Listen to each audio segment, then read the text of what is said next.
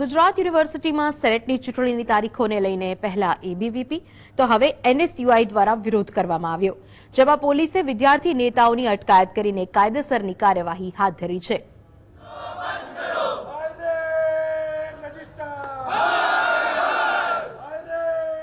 ગુજરાત યુનિવર્સિટીની બહાર વિરોધ કરતા એનએસયુઆઈના કાર્યકરો અને નેતાઓની પોલીસે અટકાયત કરી. કારણ હતું ઉગ્ર સૂત્રોચ્ચાર.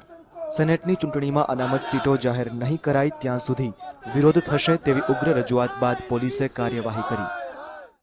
આ રાજ્યની ભાજપ સરકાર અનામત પ્રથા લાગુ કરવા દેતી નથી. છેલ્લા 9 મહિનાથી અમારી લડત ચાલી રહી છે કે વિદ્યાર્થી સેનેટ હોય કે રજિસ્ટ્રાર સેનેટ હોય, એમાં અનામત પ્રથા લાગુ કરવામાં આવે.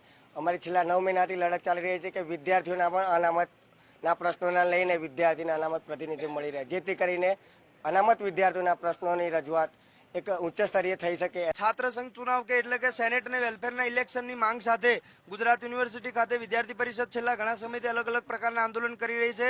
એ પ્રમાણે વીસી સાહેબનું જે બેસણું રાખ્યું હતું એ ત્યારબાદ આજે અસ્થિ વિસર્જનનો કાર્યક્રમ રાખ્યો હતો, જે યુનિવર્સિટીની ગટર ખાતે કરવામાં આવી હતી. એમના અસ્થિ વિસર્જન એનું કારણ છે કે વિદ્યાર્થીઓનો હક છીનવીને એક લોકતાંત્રિક દેશની અંદર વિદ્યાર્થીઓના લોકતંત્રની હત્યા કરનારા વીસીનું આજે અસ્થિ વિસર્જનનો કાર્યક્રમ રખાયો હતો. યુનિવર્સિટીની સેનેટની ચૂંટણી છે, એક તારીખ અનુસંધાને એનએસયુ અને એબીપી વડના જે સંગઠનના હોદ્દેદારો છે તેઓ અવારનવાર કાર્યક્રમો આપે છે, જેથી કાયદો અને વ્યવસ્થા જાળવવા સારું પોલીસને આવવું પડે છે.